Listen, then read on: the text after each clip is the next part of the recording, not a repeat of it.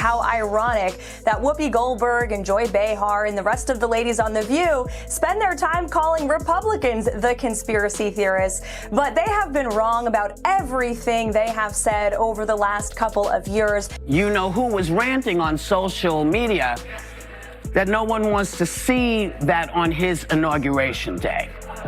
Sir, this was one of our presidents. If you ever ran for president, you'd win. This is Whoopi Goldberg. You don't hear that? She said, I'm making a movie. Would you be in it? I said, in what capacity? Just a walk-on. You're so great. Would you do it? I did a walk-on for Whoopi Goldberg. Now she says, I refuse to mention his name. You know what? Politics can do strange things to demented people. Whoopi Goldberg and Karoline Leavitt have been in a heated showdown, with Goldberg adding fuel to the fire with a move that sent the White House press secretary into a full-blown rage. Leavitt, known for her savage response, swung out swinging, leaving Goldberg scorched to the point of being nearly unrecognizable. Goldberg has seemingly made it her life's mission to dodge President Trump's name, opting for vague, cryptic phrases instead. However, during a live broadcast, Goldberg uttered the name she promised never to say, causing chaos. As Trump escaped her lips, Goldberg recoiled in shock, as if she had summoned a demon from the depths of hell. In a quintessentially Whoopi, "Move!" she spat on the floor immediately after acknowledging the sitting president of the United States. This meltdown for the history books was a meltdown that requires seeing to truly grasp the chaos. Bill Maher, Joe Rogan, and Megyn Kelly have all contributed to the discussion. Take him seriously and take him literally. I don't think that we have to. I think it would be remiss of us to not say, Joe Biden knows how to do this. Yes. He knows how to do this. He's quite good at this. And you know, you can't refute anything with him because he just, when I say him, I mean... He rambles. Trump. Yeah. He tends to just... But can I mention one thing? Whoopi's controversial display of spitting on the face of the president sparked widespread outrage, with critics accusing her of disrespecting not only the president but the office itself. Some criticized her behavior as a new low, while others saw it as a direct slap to the face of all Americans. Karoline Leavitt, the White House press secretary, was particularly furious about Whoopi's stunt, as she was furious and didn't hold back. The incident sparked widespread backlash and criticism from various sources. Let me be unequivocally clear about that. And watching this clip, I couldn't help but think how ironic that Whoopi Goldberg and Joy Behar and the rest of the ladies on The View spend their time calling Republicans the conspiracy theorists. But they have been wrong about everything they have said over the last couple of years. They likened President Trump to Hitler. They have mocked him. They have shamed him. They have lied about him consistently on their show. And it was a joy to watch them on November the 6th, when they realized that tens of millions of Americans do not listen to the lies that they have spewed. These women are completely out of touch with reality. Karoline Leavitt, known for her sharp criticism, shattered Whoopi Goldberg's career by highlighting her actions as unremarkable. Leavitt argued that Whoopi's actions were not significant, as the American people had already backed Trump, as demonstrated at the ballot box. She also criticized The View, stating that their influence is as dead as their credibility. They don't shape public opinion, sway elections, and are out of touch with reality. Leavitt debunked their delusions and shattered their delusions, while Trump also weighed in on the conversation, delivering a devastating blow that sent Whoopi to the ground. Watch that stupid View where you have these really dumb people.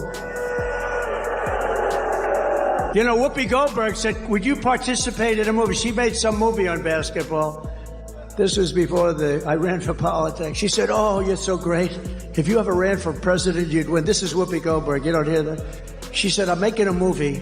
Would you be in it? I said, in what capacity? Just a walk-on. You're so great. Would you do it? I did a walk-on for Whoopi Goldberg. Now she says, I refuse to mention his name. You know what? Politics can do strange things to demented people. President Trump has been criticized for his antics, including a punch to Whoopi for producing Eddie, a box office disaster. Critics criticized Whoopi for not only asking Trump to be in the movie, but also suggesting he should run for president. Now she can't even say Trump's name without spitting on the floor, highlighting the hypocrisy of Whoopi's behavior. Trump's comments raise questions about whether Whoopi was taking it too far or if it was exactly what she had coming. The clip highlights the hypocrisy of Whoopi's behavior. No, I've hired Whoopi to work for me as a comedian before this stuff, and a long time ago. And I went. And, you know, I'm not particularly shy about what I hear. Her mouth was so foul. Every word out of her mouth was like the F word, this. I was with a group of people, like sort of nice people, and we had to leave. She was so filthy dirty, disgusting. Half the place left.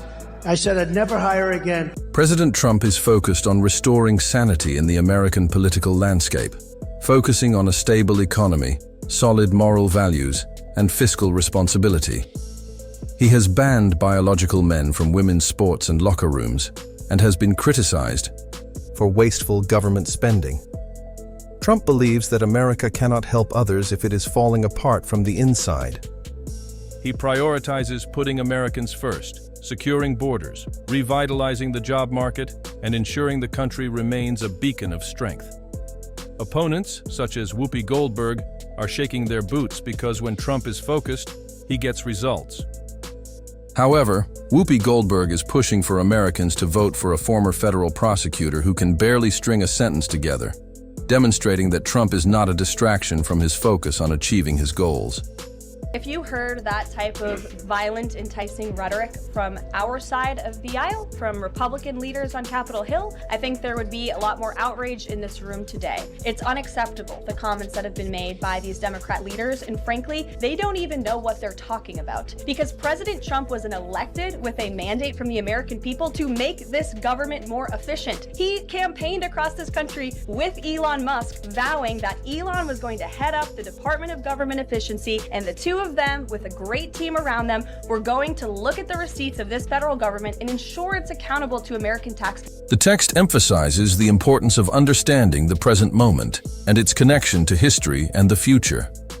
Kamala Harris's speeches are often criticized for their lack of substance and lack of clarity.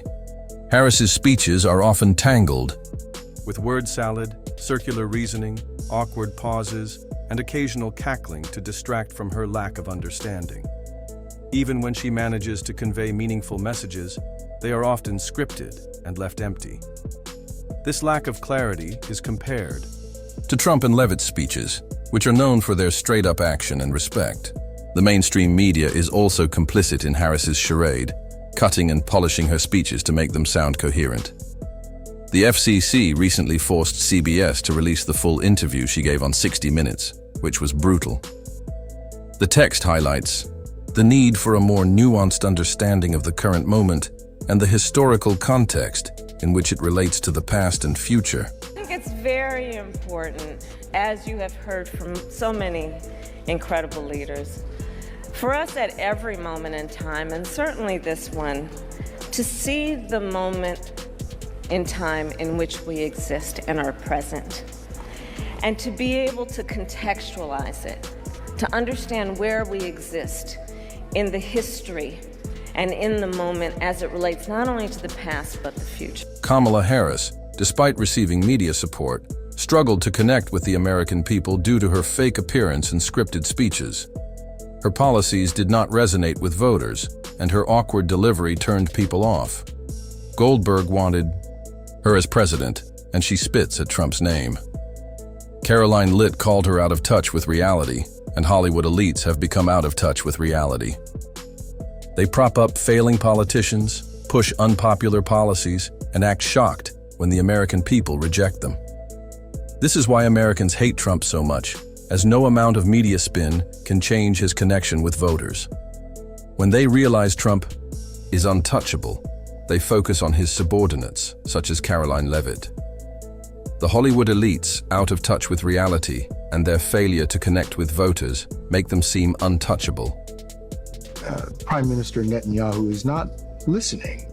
Well, Bill, The work that we have done has resulted in a number of movements in that region by Israel that were very much prompted by or a result of many things, including our advocacy for what needs to happen in the region. But it seems that Prime Minister Netanyahu is not listening. We're not going to stop pursuing what is necessary for the United States to be clear about where we stand on the need for this war day. Karoline Leavitt, the press secretary at the White House, has been praised for her excellent communication skills and ability to stand up against the green monster of the ladies of The View.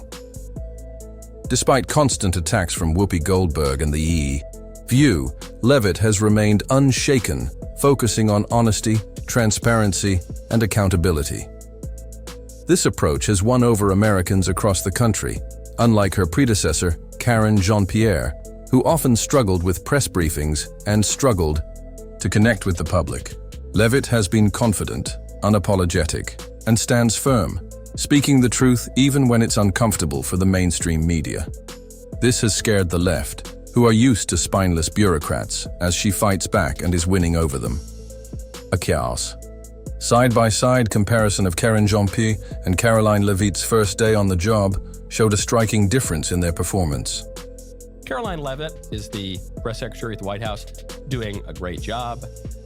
Such a great job that the ladies of The View feel the green monster coming upon them.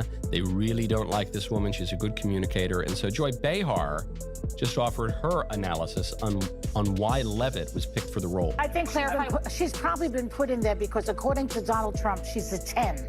You know that's what it is. I want to be clear, though, it's not her first job. It was her first press briefing. She worked in the previous Trump administration. Leavitt, the current president, is known for her sharp, composed, and all-business approach, avoiding identity politics and unnecessary personal anecdotes. She delivers the facts and handles the press with grace and confidence, unlike her predecessor, who spent more time dodging questions than answering them. Leavitt's composure and ability to handle constant hostility from the media without flinching or lashing out make her critics look desperate and her supporters feel empowered. She is showing that competence will always beat political theatrics. And if this is the future of conservative leadership, the left has every reason to be nervous. Some people can't stand Whoopi Goldberg and The View, and Joe Rogan is definitely one of them. I am obviously acutely aware that my presence at this podium represents a few firsts. I am a Black, gay, immigrant woman, the first of all three of those to hold this position. How are we? Good to see all of you. It's an honor to be here with all of you. A lot of familiar faces in the room, a lot of new faces. And President Trump is back, and the golden age of America has most definitely begun. The Senate has already confirmed 5 of President Trump's exceptional cabinet nominees. The View hosts have been known for making bizarre comments that are difficult for viewers to relate to. They claim to represent all women, but their opinions are disconnected from reality. They have faced controversies, including lawsuits and legal notes. Some have even been forced to read these notes live on air. Despite the controversies, The View has not learned from them, often playing the victim and acting surprised when people call them out. This has led to a decline in ratings, as The View is now seen as a platform for elite group think, wrapped in the guise of daytime television. Well, it is the show that people love to hate. Yes, that's true. They get so much hate watching viral clips of them saying ridiculous things. I mean, yeah. it is a rabies-infested hen. Megyn Kelly highlights the hypocrisy of liberal groups who defend Joe Biden and Kamala Harris despite their incompetent policies. However, when Donald Trump's name is mentioned, outrage and outrage are instant. Karoline Leavitt is furious about their bias and dishonesty, calling out their blatant dishonesty. These women act as champions of democracy and free speech, but when anyone disagrees with their liberal group, they demonize them. They claim to be all about women's empowerment, but they tear down any woman who dares to hold a conservative view. When someone like Leavitt speaks up, they don't debate her arguments, attack her character, dismiss her as too young or uninformed. This is the same tired playbook they've been running for years, and if they truly believed in strong, independent women, they would celebrate Leavitt's success instead of fearing it.